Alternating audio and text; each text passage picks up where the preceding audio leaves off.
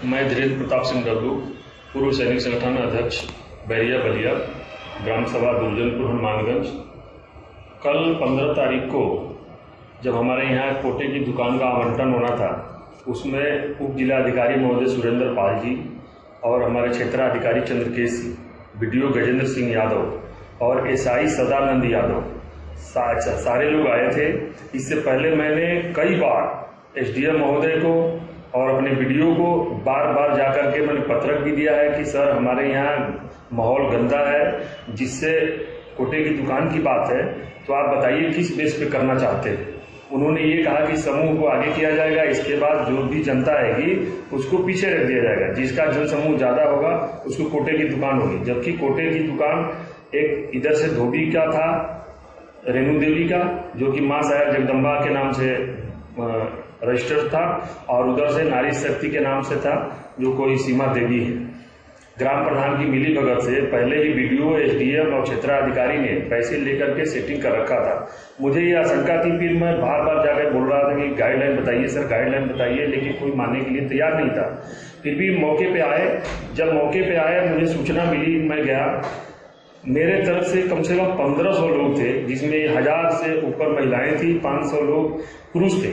उनके तरफ से 300 लोग थे, और पंचायत भवन के बगल में खेत जुतवा करके और ग्राम प्रधान, BDO और ये सब अधिकारी सारे वहाँ पे वो लगा दिए थे कैंप। जबकि वहीं पे पाल लोगों का, गोंड लोगों का, पासवान लोगों का घर है। फिर भी मैं स्टार्टिंग में आकर के जब पूरा समूह आ गया वहाँ पे, तो मैं सबसे कहा, सारे अधिकारियों से कहा, बार बार कहा कि सर यहाँ पे मारपीट का बवाल होने वाला है। ये मुझे रात से ही आशंका है। इससे पहले भी आपको मैंने कई बार आपको निवेदन किया है मैंने। वो SDM महोदय और क्षेत्राधिकारी महोदय BDO बोल रहे हैं कि नहीं, कुछ नहीं होगा, कुछ नहीं होगा। जैसे भीड़ देखा तो मैं SDM साहब बोले कि नहीं, ये कोटे की दुकान खत्म करते हैं, अब नहीं होगा यहाँ पे, क्योंकि संख्या बहुत ज़्यादा है, कैसे होगा। हम कहे कि सर आपने ही तो कहा था कि जिधर संख्या ज़्यादा होगी उसका घोषणा होगा, तो सर आप घोषणा कर दीजिए। वो बोले कि नहीं, घोषणा नहीं करूँगा, क्योंकि उन लोगों की तो मिली भगत थी।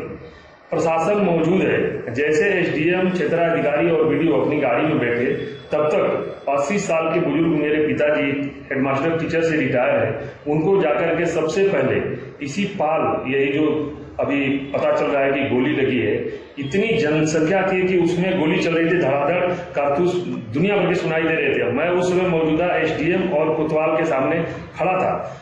जब ये देखा कि उधर गोली चल रही, मैं बोला सर मैं हाथ जोड़ता हूँ, देखिए अभी उधर बवाल हो गया। मैं ये कह रहा था कि बवाल हो रहा है, बवाल हो रहा है, बवाल होगा। आप लोग बार बार करें कि बवाल नहीं होगा। सर ये बताइए, ये कौन सी मानसिकता है, कौन सी नैतिकता है। आप जब अधिकारी, शासन प्रशासन जब यही करेगा तो मैं क्या करूंगा। सर आप जनसमूह देख लिए, फिर भी गाड़ी में बैठ लिए, सर रुकवाइए रुकवाइए। जब तक मैं देखा मेरे फादर उधर गिर पड़े और उसके ऊपर भाभी हमारी गिर पड़ी, तो तमाम ये लोग कम से कम 50 लोग वो मार डंडा से, लाठी से और फायरिंग कर रहे हैं, कट्टा से, अवैध हथियारों से। मैं ये नहीं देखा कि किसको गोली लग रही, किसको नहीं। मैं भी दौड़ के गया, उसमें देखा तो आप वीडियो से भी देख सकते हैं। उसमें वीडियो है कि जितने लोग उधर के हैं सब लोग हमारे परिवार को एकत्रित करके और वहां पे धमाधम लाठी चला रहे हैं। फिर मुझे क्षेत्राधिकारी और सदानंद यादव प्लस 3-4 पुलिस मिल करके पकड़े भी हैं और मार डंडा मार रहे हैं।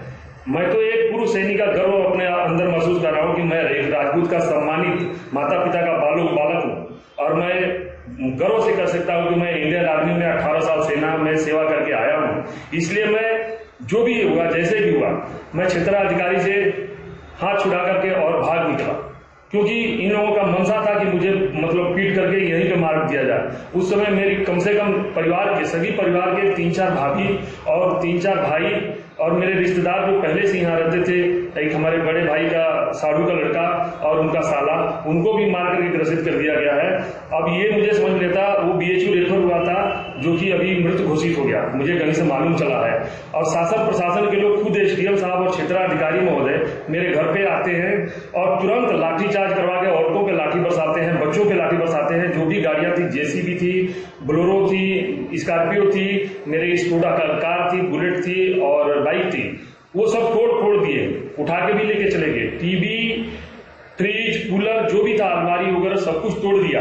ये बताइए शासन प्रशासन का क्या मनसा है। मैं तो ये नहीं समझ रहा हूँ, केवल पैसे पे काम किया जा रहा है। मैं ये नहीं कर रहा हूँ, मैंने तो देखा नहीं, लेकिन बिल्कुल पैसा लिया है। और चूंकि एसडीएम हमारे सुरेंद्र पाल जी हैं, इसलिए जो मृतक बता रहे हैं कि मृतक उधर से हुआ है वो भी पाल है, इसलिए इन्होंने भाईबंदी करके और प्रधान से मिली भगत, जबकि प्रधान उसमें कृष्ण कुमार यादव, उनका भाई विजय यादव अभी 94 दिन पहले 94 दिन वो जेल रह के आया है, 3 उसमें है। और जो भी मरा है वो मैं गर्व से कह सकता हूं कि अभी हाई कोर्ट बेल पे हैं। वो लोग गैंगस्टर वाले हैं, ट्रेन डकैती वाले हैं, सजा याफ्ता है। और लोग कह रहे हैं कि गरीब आदमी, सपा के पूर्व विधायक अभी आकर के कह रहे थे जयप्रकाश अंचल की गरीब आदमी है। सजा याफ्ता को अगर गरीब आदमी कहा जाता है, मर्डरी को अगर गरीब आदमी कहा जाता है, तो ये तो समझ जाइए पत्रकार महोदय की सीधा सीधा राजनीति है। मैं तो कोई कह रहा है कि आत्मसम्मान में, मैं मानता हूं कि आत्मसम्मान में, लेकिन मैं तो ये नहीं जानता किसने गोली चलाई, किसकी गोली से वो मरे हैं। लेकिन अगर मेरे माता पिता को, भाई बहन को, जो भी परिवार के सदस्य को मारा जाएगा तो मेरे पास चाहे जो भी रहेगा मैं तो उससे मारने की कोशिश करूंगा। लेकिन उस समय मेरे परिवार के पास कुछ नहीं था, क्योंकि हम लोग झगड़ा झंझट करने के मूड में नहीं थे। हम ये जानते थे कि जन सैलाब हमारे साथ है, 1500 लोग हैं, तो एसडीएम साहब और बीडीओ साहब, इसमें सीधा सीधा एसडीएम साहब की, बीडीओ साहब की और क्षेत्राधिकारी की, खासकर सदानंद यादव एसआई रेवती की सरेआम गलती है। क्योंकि पकड़ करके मैं बार बार चिल्ला रहा हूँ, सर हाथ जोड़ रहा हूँ, पैर पकड़ रहा हूँ कि सर देखिए मर जाएंगे, हमारे तरफ के लोग मर जाएंगे सर, आप कम से कम पुलिस से अपना रुकवाइए भगदड़ रुकवाइए। ये लोग कह रहे हैं कि नहीं, जो हो रहा है ठीक हो रहा है, जो हो रहा है ठीक हो रहा है। और ये खड़ा खड़ा तमाशा देख रहे हैं प्रशासन के लोग, शासन के एसडीएम महोदय, क्षेत्राधिकारी महोदय और बीडीओ सदानंद यादव इसमें सरेआम जिम्मेदार है। सर मैं कह रहा हूँ कि आप लोग जितना वीडियो चलाइए, अभी बताइए मेरे तरफ से पूरा परिवार उठा करके थाना में बंद कर दिया, मेरी वाइफ को बंद कर दिया गया है, कल से मेरी बहन को बंद कर दिया गया है थाने में, और बच्चों को मार दिया गया है, पूरा सामान तहस नहस कर दिया है। क्या ये मतलब शासन प्रशासन की अनदेखी नहीं कही जाएगी? मेरे परिवार की तरफ से मेरा एक रिश्तेदार मर गया, एक अभी दूसरा मेरा भाई, सगा भाई अभी बिल्कुल मरने के कगार पे, जिसका ब्लड बंद नहीं हो रहा। सरबरसा सीएचसी से लेके पहले बलिया हॉस्पिटल में भेजा गया, बलिया हॉस्पिटल से बीएचयू को रेफर किया गया, अभी एक आदमी की डेथ बताया गया, और उसके बाद भी रेवती पुलिस और बलिया प्रशासन अभी तक मुकदमा दर्ज करने के लिए तैयार नहीं है कि हम नहीं करेंगे। एक तरफा हमारे घर को टॉर्चर किया जा रहा है, 8 आदमी आरोपी है, जबकि उधर से कम वीडियो आप लोग देख लीजिए, जो सही हो, दूध का दूध पानी का पानी हो जाए, मुझे कोई फर्क नहीं पड़ता। मैं एक सैनिक हूं और मुझे ये गर्व है कि मैं सैनिक हूं, और ये मैं भारत माता की जय हमेशा बोलता आया हूं, सीमा से समाज की ओर। मैं आज भी वही काम कर रहा हूं और अपने उस पर अड़ी हूं। मैं ये कह रहा हूं कि जो भी न्याय हो, मैं तो माननीय मुख्यमंत्री जी से ये निवेदन करूंगा कि इसकी सही जांच करवा करके, और जो भी न्याय है वो दोषी को दंड दिया जाए। मैं ये नहीं कह रहा हूं कि मुझे नहीं दिया दंड दिया जाए, लेकिन किसके गोली से गामा पाल मरा है ये मैं तो नहीं जानता। मैंने कोई गोली गाली नहीं चलाई है। हाँ, यह है कि कुर्सी वर्सी थी वहां पे, उसे वो जो लाठी डंडा मार रहे थे, ईटा पत्थर मार रहे थे, उन्होंने, उनका घर है वहां पे, वो सब इकट्ठा करके रखे थे। और मैं बार बार एसडीएम साहब को, बार बार क्षेत्राधिकारी महोदय को, सबको कह रहा था, लेकिन मेरी कोई नहीं सुनी गई। उसके बाद भी पूरा प्रशासन उधर से होकर के और पूरे घर को बर्बाद कर दिया, तोड़ दिया। और आज भी अभी हमारा मुकदमा दर्ज नहीं हुआ है। मैं आप सभी से हाथ जोड़ करके अपील कर रहा हूं कि मेरी मदद करें। मैं एक इंसान हूं, मैं एक पूर्व सैनिक हूं। मैं आप सभी से अपील करूंगा कि भगवान को साक्षी मान करके इस दोषियों को, जो भी इसमें दोषी दंडित पाए जाएं, उनको दंडित करना चाहिए।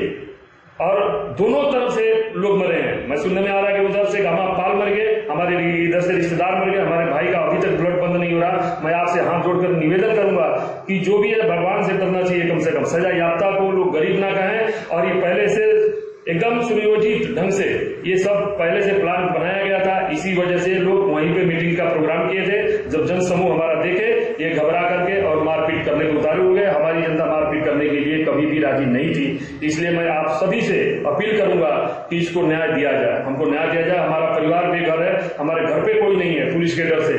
जब पुलिस जा रही है तो मारपीट कर रहे हैं, बच्चों को मार रहे हैं, सामान तोड़ फोड़ रहे हैं। तो इसमें हमारी मदद किया जाए। मैं सरकार से भी और शासन प्रशासन के लोग से भी यही